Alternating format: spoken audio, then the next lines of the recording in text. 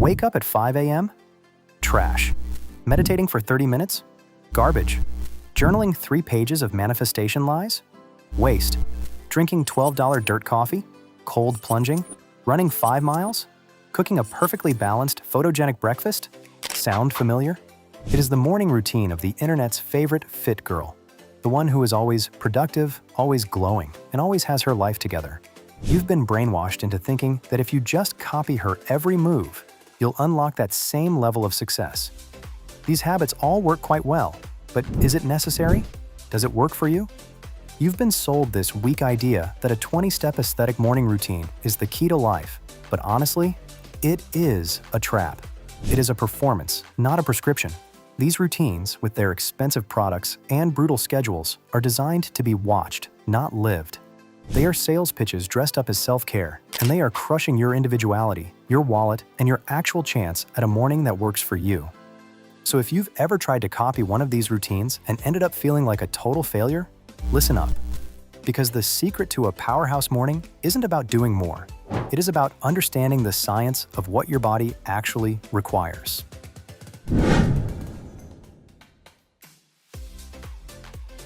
The biggest problem with the viral morning routine is that it completely ignores your biology. It is built for aesthetics, not for your brain and nervous system. Influencers get paid for how their routine looks, not for whether it actually improves your health. So, let's talk about what is really going on in your body when you wake up. First up, cortisol. Cortisol gets a bad rap as the stress hormone, but in the morning, it is your get up and go hormone. Your body is designed to release a massive, healthy spike of cortisol within the first hour of waking. This spike is crucial. It sets your energy for the day, dials in your focus, and even helps regulate your immune system. So what do most of you losers do? You roll over, grab your phone, and then stumble to the coffee machine. This is a massive mistake. When you chug caffeine right after waking, you are messing with a molecule in your brain called adenosine. Think of adenosine as sleepy dust. The longer you are awake, the more of it builds up, making you tired. While you sleep, your body works to clear it out. If you drink coffee the second you wake up, you are blocking the receptors for that sleepy dust before your body has finished cleaning house. The result? When that caffeine wears off mid-afternoon, all the leftover adenosine comes rushing back in.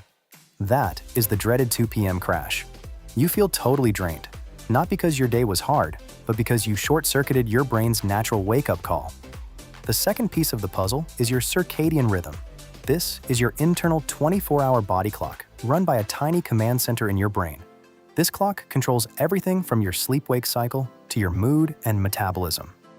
The most powerful tool for setting this clock is light, specifically morning sunlight. Getting direct sunlight in your eyes within the first hour of waking tells your brain, hey, the day has started. This triggers that healthy cortisol spike and helps your body produce melatonin at the right time later that night so you can actually get deep, restorative sleep.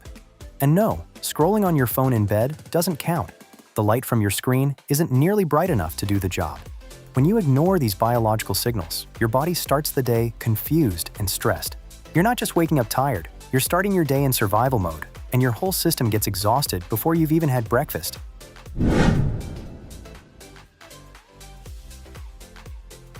So, if their routines are broken, what actually works? This is where we stop copying and start creating. What if the secret to a great morning isn't a rigid routine at all, but an architecture? A routine is a checklist. It's fragile. You miss one step, and the whole thing feels like a failure. An architecture is a flexible framework. It's a set of foundational science-backed principles you can adapt to your life, your energy, and your goals. It's not about perfection. It is about performance. And based on neuroscience, there are just 4 pillars to a powerful morning architecture. Pillar 1. Hydrate. Before coffee, before anything, slam a big glass of water. You are dehydrated after hours of sleep, and rehydrating is the easiest way to wake up your brain and body. For an extra boost, add a tiny pinch of sea salt for electrolytes. This helps your body absorb that water efficiently. It is free, it is simple, and it takes less than a minute. Pillar 2. Light. Within the first hour of waking, get 5 to 10 minutes of direct sunlight. On a sunny day, that's all it takes to set your circadian clock, boost your mood, and trigger that vital cortisol release. If it's cloudy, you might need 15 or 20 minutes. And do not wear sunglasses or try to do it through a window. That filters out the very light your brain needs. This single act is one of the most powerful things you can do for your daily energy and nightly sleep. Pillar 3. Movement. Your body was made to move, and movement creates energy. And no, I'm not talking about a punishing, hour-long workout, unless you are a beast. Just 5 to 20 minutes of light activity can be a game changer. This could be a brisk walk, letting you stack your light and movement habits, some stretching, yoga, or even just some high-intensity jumping jacks in your living room. Movement raises your core body temperature and signals safety to your nervous system, pulling you out of that morning grogginess. No gym membership required. Pillar 4. Delay. This one might feel controversial, but trust me, it is a game changer. Wait 90 to 120 minutes after waking before you have that first cup of coffee. This gives your body time to ride its own natural cortisol wave and finish clearing out that leftover adenosine. When you finally do drink your coffee, you'll get a clean, sustained lift, not a frantic jolt followed by a crash. You will be shocked at how much more stable your energy is throughout the day. That is it. Hydrate, light, movement, and delay. Notice that none of these cost a dime. None of them require special gear, and all of them can be adapted to fit into the busiest, most chaotic schedules. Before we get into how to make this your own, I want to help you put it into practice. I created a simple, one-page, morning architecture builder worksheet. It is totally free, and it walks you through these 4 pillars to help you brainstorm easy, zero-cost actions that actually fit your life. The link is right there in the description. Go get it.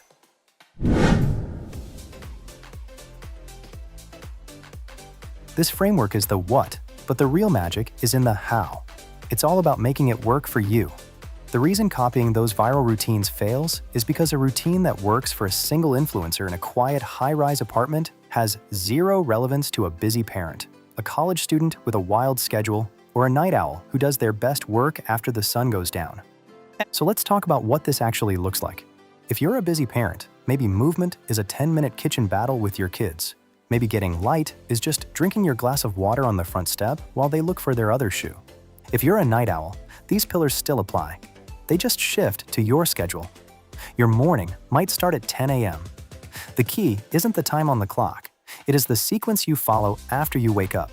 Forcing yourself to wake up at 5 a.m. when your body naturally thrives later can be worse for your health and mood.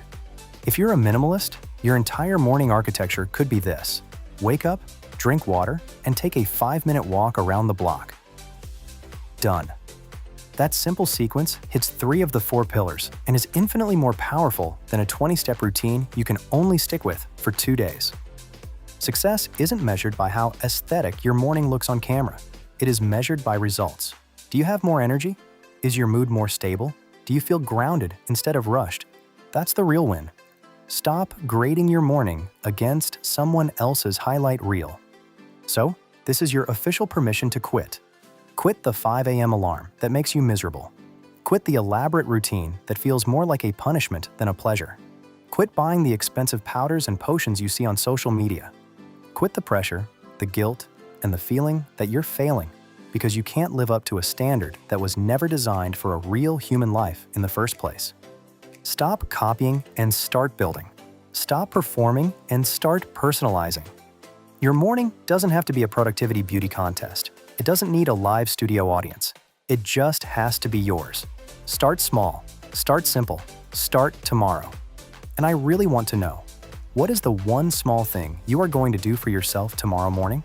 Let me know in the comments below. Let's build a community around real, sustainable well-being, not aesthetic pressure. And if this message hit home, consider subscribing for more ways to build a life, not just a lifestyle. Get to work.